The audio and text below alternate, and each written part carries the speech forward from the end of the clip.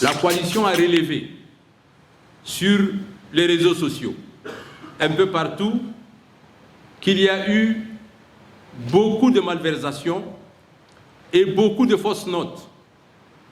Nous avons vu, comme tout le monde,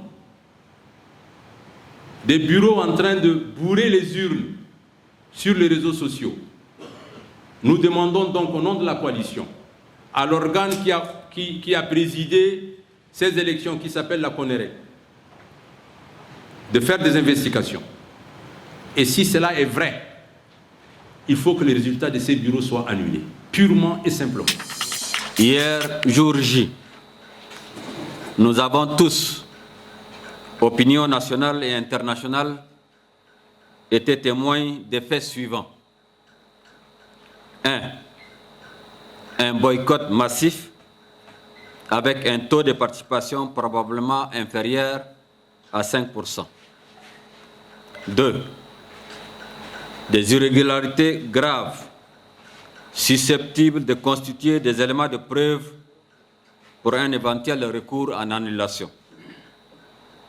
Entre autres irrégularités, l'absence des bulletins de vote du non dans certains bureaux de vote et le bourrage des urnes, comme en témoignent les multiples vidéos qui circulent sur la toile.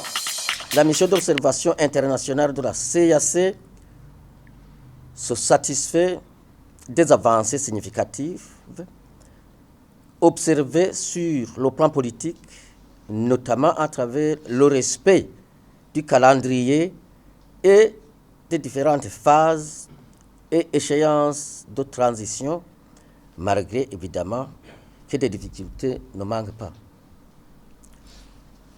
En outre, la mission de la CEEAC a constaté avec satisfaction que le scrutin référendaire s'est déroulé dans un climat général apaisé.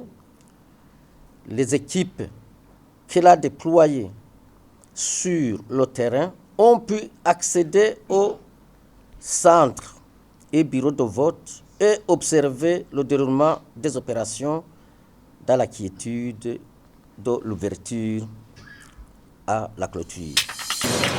Bon, moi particulièrement, je suis très heureux d'avoir eu à faire mon choix en ce qui concerne le référendum. C'est déjà un premier pas vers l'avenir. Et je suis vraiment confiant avec les autorités qui sont en place. Ils font de leur mieux pour que nous avancions. Je suis vraiment très heureux parce que chaque Tchadien a quand même eu l'occasion de se faire, de s'exprimer, et de faire en sorte qu'ils se sentent vraiment Tchadiens, que sa voix compte aussi. En particulier, c'est ma première fois de voter et je constate que ça va, il n'y a rien de grave là. Mais pour comparer ce qui s'est passé avant moi, quand on voit les gens votent, il y avait des tas de personnes qui s'alignent pour aller passer ça. Mais pour cette fois-ci, je vois que le nombre est un peu restreint, c'est un peu moins. Donc, je ne sais pas, est-ce que la population est contre ou bien c'est quoi le problème, on ne sait pas exactement. Mais il faut qu'on cherche à voir, est-ce que prochainement ça va continuer comme ça ou bien le nombre va revenir comme auparavant. C'est la question que je me pose aussi. Donc, grâce à cette micro, je vous pose également à vous, est-ce que vous pouvez chercher des solutions pour cela? Bon, en réalité, moi je n'ai pas voté quoi. J'ai refusé d'aller voter. Pourquoi ici j'ai refusé d'aller voter? Parce que le truc là, même si tu pars là-bas, tu votes oui ou non. Bon, par exemple, tu pars là-bas, tu votes non. À la place de non là, ça serait oui. Et même si tu ne votes pas même là, ils vont aller trouver devant ton nom oui. Donc moi j'ai préféré rester à la maison que d'aller voter. Ce qui est là, c'est qu'on ne sait pas, ce qui est sûr sur moi, c'est que j'ai voté et puis mon choix, c'est mon choix. J'ai voté pour mon pays et puis j'ai manifesté ma citoyenneté. Oui, je suis fier de l'élection, mais on attend les résultats et puis on prie pour que l'État fasse de la manière où que les résultats sortent de façon choisie, quoi. Si le non est majoritaire, il faut qu'on sorte comme on a voté. Dans un arrêté pris ce 19 décembre, le ministre de la Justice et des Droits humains, garde de Sceaux Mahamat Ahmad Alabo, a suspendu pour 3 mois 29 greffiers affectés dans différentes juridictions mais absents à leur poste. Les intéressés, soulignent l'arrêté, ont un délai d'1 semaine à compter de ce jour pour produire à la direction des ressources humaines tous leurs justificatifs. Le président de transition, le général Abdourahmane Tiani, a annoncé dimanche dans un message radio-télévisé à l'occasion de la fête nationale de la proclamation de la République célébrée ce lundi que le Niger convoquerait bientôt des assises nationales pour définir une feuille de route pour la transition. Ces assises proposeront des réformes nécessaires pour le futur avec une feuille de route pour la transition et un programme stratégique d'action pour la refondation de l'État, a déclaré le général Tiani. Il a également ajouté qu'un cadre stratégique de gouvernance pour la transition a été défini et des missions précises pour les membres du gouvernement qu'il allait rendre publiques dès cette semaine ont été élaborées. Le récent vote référendaire au Tchad a suscité une controverse majeure marquée par un boycott massif des citoyens le 17 décembre 2023, selon le communiqué de la coordination des actions citoyennes Wokitama. Pour elle, ce rejet catégorique du processus établi souligne le désir de la population de préserver sa dignité face au pouvoir en place. Malgré des investissements considérables en ressources matérielles, humaines et financières, le bilan de cette consultation est qualifié de désastreux par la coordination des actions citoyennes Wokitama. Même avec des fonds supplémentaires de l'Union européenne, l'ampleur du boycott rend difficile toute tentative habituelle de manipulation des résultats, a poursuivi la coordination des actions citoyennes. Wokitama exhorte désormais le président de transition Mahamat Idriss Déby Itno à reconnaître cet échec. Elle souligne que le pouvoir a ignoré l'appel au dialogue sincère de diverses organisations de la société civile dont Wokitama pour la construction d'une paix durable au Tchad. Le championnat de la division provinciale de football de N'Djamena démarre ce mercredi 20 décembre 2023. Le match d'ouverture opposera Aiglon Football Club au Star Jeune Talent. Au total, 17 clubs prendront part à cette édition et chaque club jouera 26 matchs dont 13 matchs pour la phase aller et 13 autres pour le retour. 182 matchs seront livrés pendant ce championnat. Le président de la Ligue provinciale de football de N'Djamena, Mamad Abdoulaye, rassure que pour cette édition du championnat, sous leur mandat, il aura du changement en mettant l'accent sur une bonne organisation pour les 4 prochaines années avec un programme bien défini.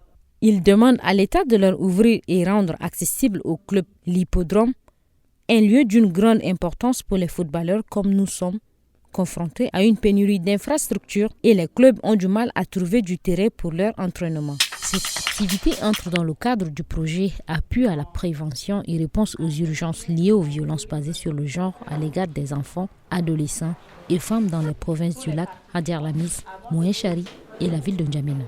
Selon l'UNICEF, l'un des partenaires de cette initiative, le Tchad ne donne pas le bon exemple en termes de violence basée sur le genre.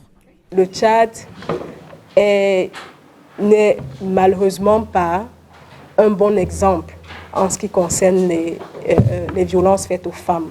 Parce que je pense que le Tchad est 142e pays sur 146 en ce qui concerne les inégalités de genre. Ce qui fait que malgré tous les efforts qu'on a déjà faits, il y a encore beaucoup d'efforts à faire justement pour hisser le Tchad au rang des pays qui sont des exemples à suivre sur la question de la protection des femmes. L'objectif général de cette activité est d'appuyer le ministère de la Femme, de la Protection de la Petite Enfance et de la Solidarité nationale dans l'élaboration, la revue et la vulgarisation du protocole de référencement des cas de VBG. Aussi que beaucoup d'acteurs interviennent dans le domaine, mais chacun intervient dans son milieu. Et parfois, il nous est très difficile de pouvoir récapituler, n'est-ce pas, les actions des uns et des autres. Et aussi, surtout, de pouvoir, n'est-ce pas, recenser les bonnes pratiques qui pourraient aider les uns et les autres. C'est pourquoi il est important aujourd'hui de, n'est-ce pas, avoir un protocole qui pourrait nous aider tous. Il est attendu de cette collaboration la signature du mémorandum d'entente interorganisation et délégation sociale, la validation du protocole de référencement des cas de VBG et l'organisation de cette rencontre d'information dans les arrondissements de N'Djamena et les provinces de mise en œuvre du projet en vue de vulgariser le protocole de prise en charge des VBG. C'est sur ce site de la basilique de N'Djamena qu'un marché de Noël à ciel ouvert est installé. Ici, l'ambiance est bon enfant à une semaine de cette fête chrétienne. On y vend des habits, des jouets, des aliments consommables, mais c'est aussi le lieu de distraction. Bon, le marché, ça va, on s'en sort bien. Là, comme c'est encore un peu dans la matinée, il n'y a pas trop de monde, mais à partir de l'après-midi, dans la soirée, ça va. Ça avance très bien. Chacun, on s'entend très bien entre nous, que ce soit les voisins, les amis. On se retrouve avec les gens qu'on n'a pas vus depuis des années même. Et ça fait beaucoup plaisir même. Ceux qui n'ont pas le temps d'aller au marché, même nous sommes là jusqu'à 20h, 21h, voire même 22h. Et sûrement, ils trouveront quelque chose pour eux ici qui va leur plaire. Créé en 2021, ce marché de Noël est une initiative des jeunes pour encourager l'entrepreneuriat chrétien.